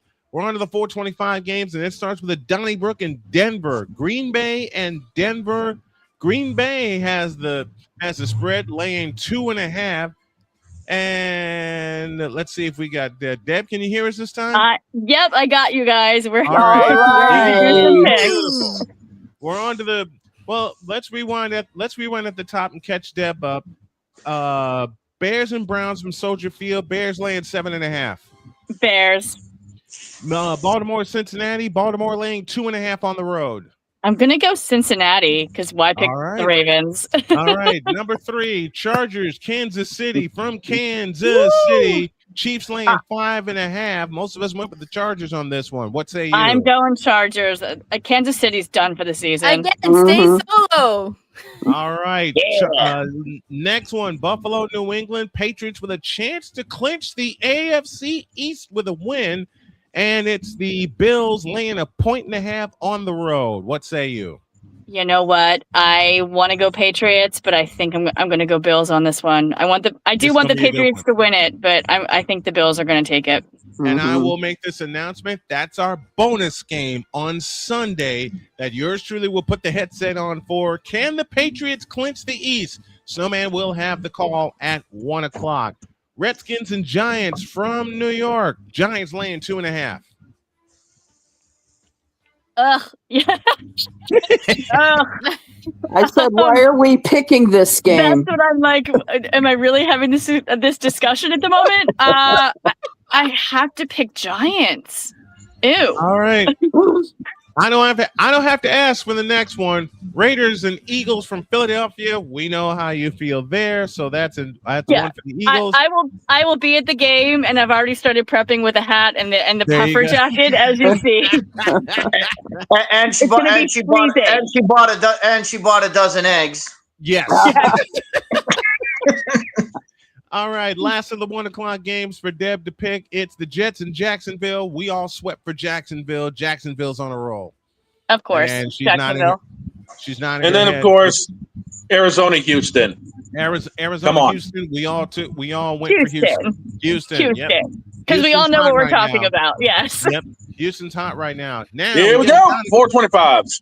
425 games start with this. We get a Donnybrook in Denver, Green Bay and Denver. It's Green Bay laying 2.5 on the road at Mile High Stadium. I'm going to go downstairs to Deb to lead off the picks for this one. Green Bay. She's going Even with though Green Bay. even though I think the Broncos are going to be in the Super Bowl, I'm going Green Bay. Upstairs. That makes no sense. Survival instinct. The Broncos are comfortable where they are. The Packers aren't. So survival, when you have somebody back against the wall, they fight like dogs. I'm going with Green Bay. Downstairs to Allie. Have I mentioned my pure hatred of the Packers in this room? Yes. You ain't mentioned Never heard it. Yeah. Hey, Allie, you ain't mentioned it to me once in 14 years, okay? You're a Chicago fan. Of course you hate the Green Bay. Of course I do. My entire life, I've hated the Green Bay Packers. But for this game, I'm going to have to pick them.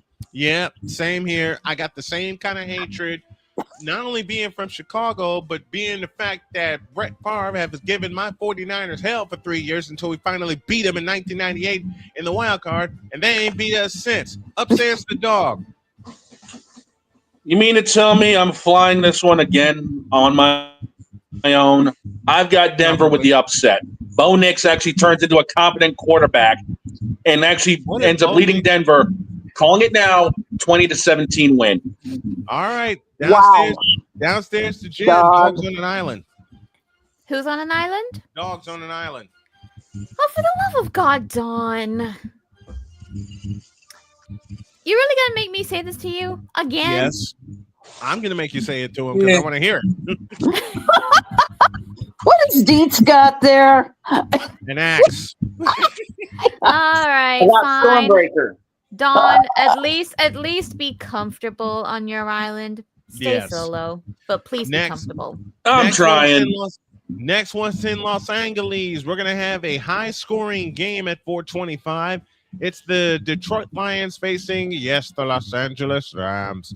Rams laying 6 at home. I'll start with this one.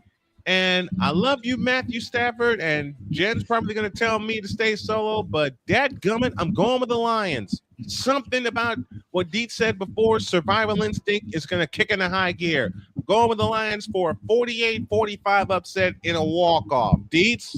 Wow. I'm gonna take the Lions.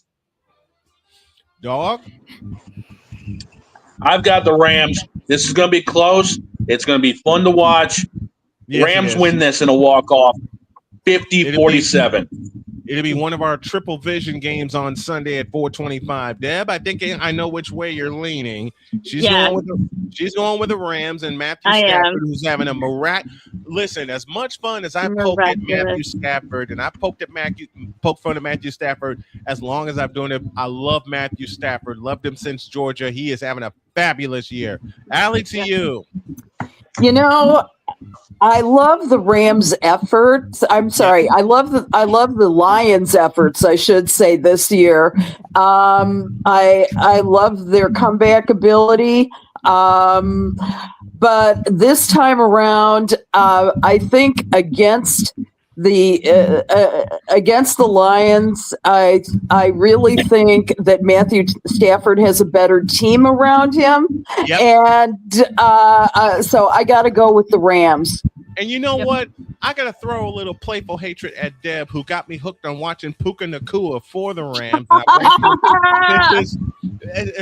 Listen, Deb told me the number one wide receiver in the league. I'm sorry, Deb, there's no Deb debate. Deb told me offline in Puka's rookie year. She says, "You better watch this kid, Puka Nacua."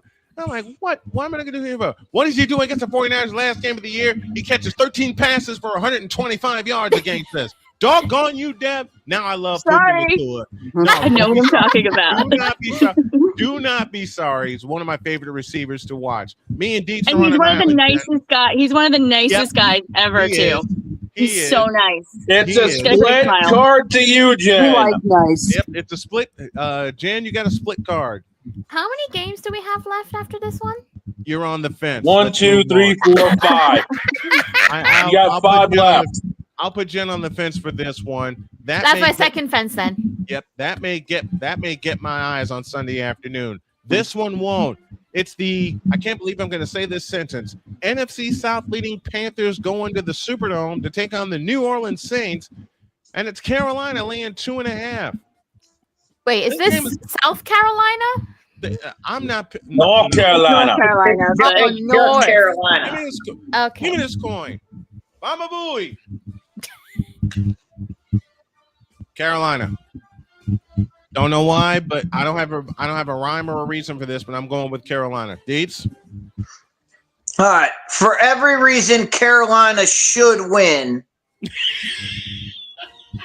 but because they're Carolina, Jay Spivey knows this. Because they're Carolina, they'll find a way to Carolina this thing up. Yep. I'm going with the Saints. And the Saints, and I think the Saints are at home. Dog to you. Yeah, no, Carolina's got enough in them to win this one. I got to take the Panthers.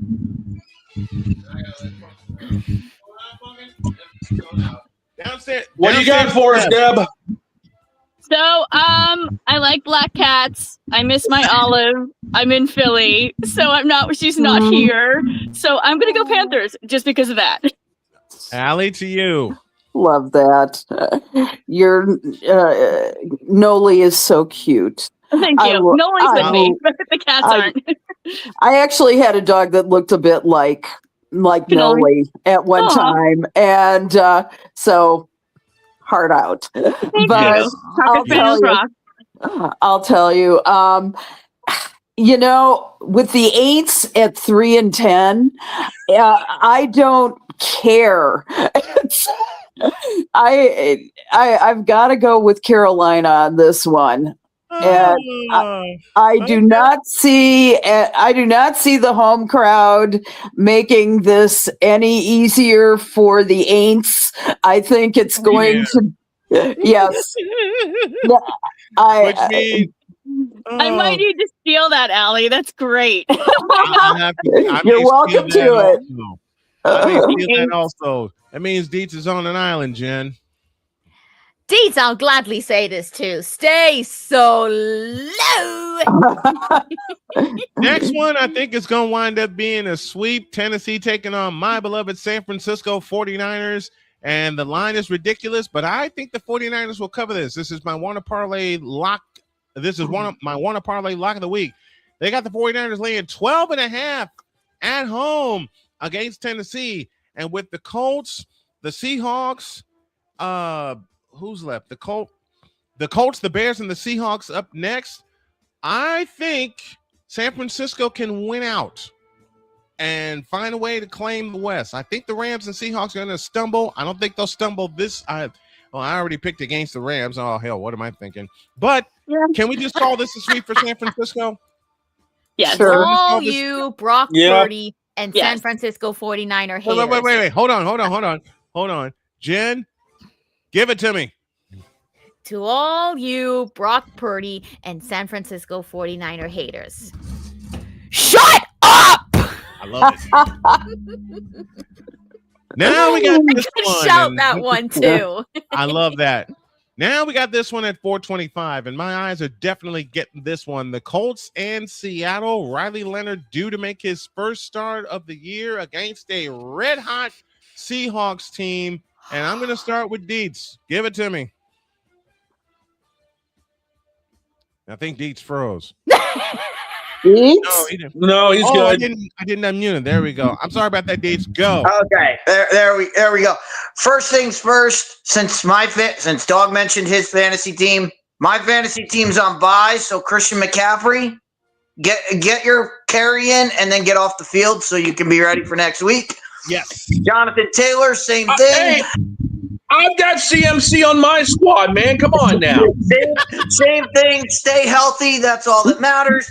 Yes. But Seattle, remember you have Martin back there. Give him the ball. Stop letting Sam Darnold throw 5 interceptions a game, and you'll win the game. Just hand the ball to your running back. It's pretty easy. But Seattle wins. I'm going with Seattle. I'm going with the Colts. I think this is the game where they get right. Don? Seattle's going to put a crush job on this one. At home, weather's going to be a little bit shaky. It's a crush job. I don't think it'll be a 14 spread, but it'll be a crushing. Yeah, I see it's Seattle laying 13. Oh, God. Seattle laying 13 and a half. I can't do it for this reason, but Deb, to you. Say it. I'm definitely going Seahawks. Allie? Sorry. Yeah. Daniel Jones gone.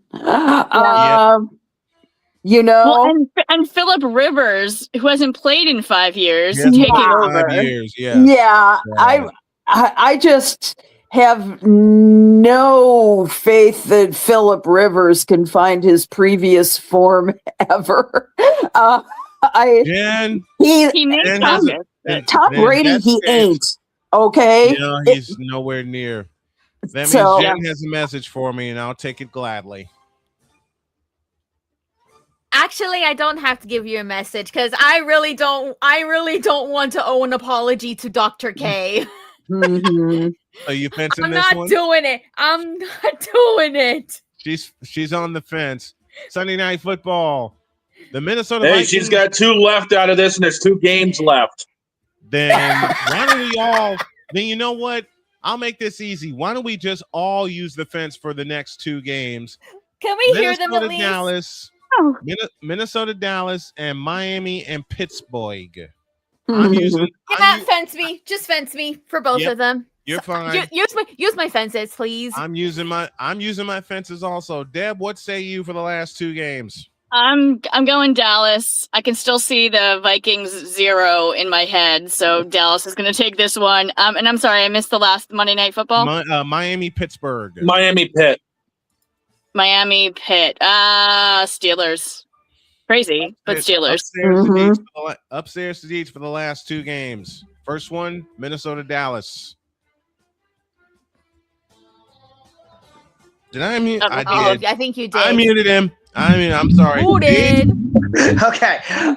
First off, Deb's absolutely right. Minnesota is playing like garbage right now. Yep. However, ever since Jerry Jones passed on Randy Moss, the Minnesota Vikings have come into Dallas and absolutely stomped the Cowboys out. Yep. So there's no doubt in my mind that this is going to be a rout, and Minnesota's going to absolutely take them to the woodshed. And for the last one, Miami, Pittsburgh. And the last one, we're going to be screaming, and Pizzle's going to be. I think Pizzle will be happy that Miami loses, but we're going to be screaming about what the hell? Why is Aaron Rodgers back? And he's going to lead them. The Steelers are going to beat Miami. Downstairs to Allie for the final 2 picks. First one, Minnesota and Dallas. I'm going with Dallas because they're hard to beat at home. And the last one, Miami and Pittsburgh. Much as have I mentioned my loathing of Aaron Rodgers recently? No, not at all. Just a couple It's of just like times. I've never mentioned my loathing of Aaron Rodgers. And I thank God in 2019 and 2021, it's not beat like the hell out of him. Yeah, it's not like you have a button for Aaron Rodgers or anything. No, I got a few buttons for Aaron Rodgers. I just can't play him right now because we're running over on time. Dog, okay. to you.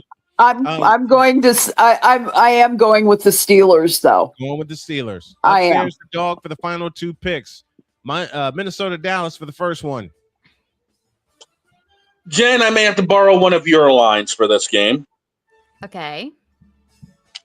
Deeds, stay solo, bitch. Yeah. Hey. And the last one is mine. And for Miami, Pittsburgh, I'm going to borrow another line and say sweep that ish.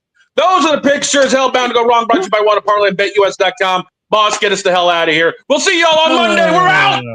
BetUS.com, where the game begins, and Wanna Parlay, the world's richest parlay.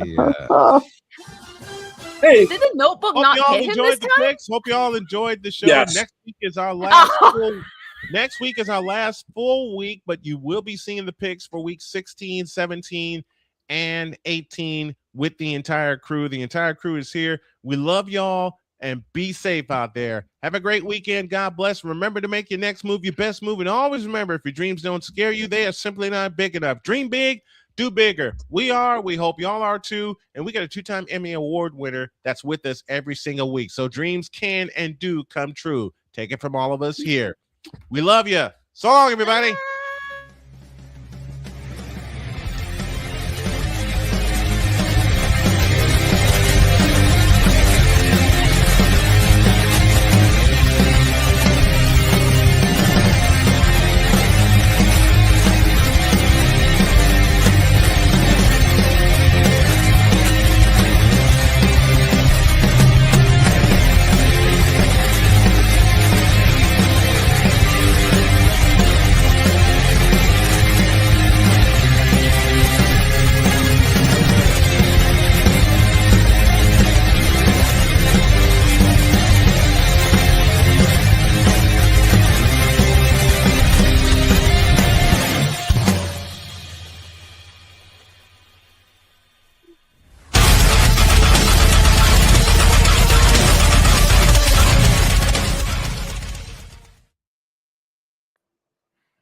Remember, Damien, that is Supergirl, not what they showed in the trailer. We're out of here.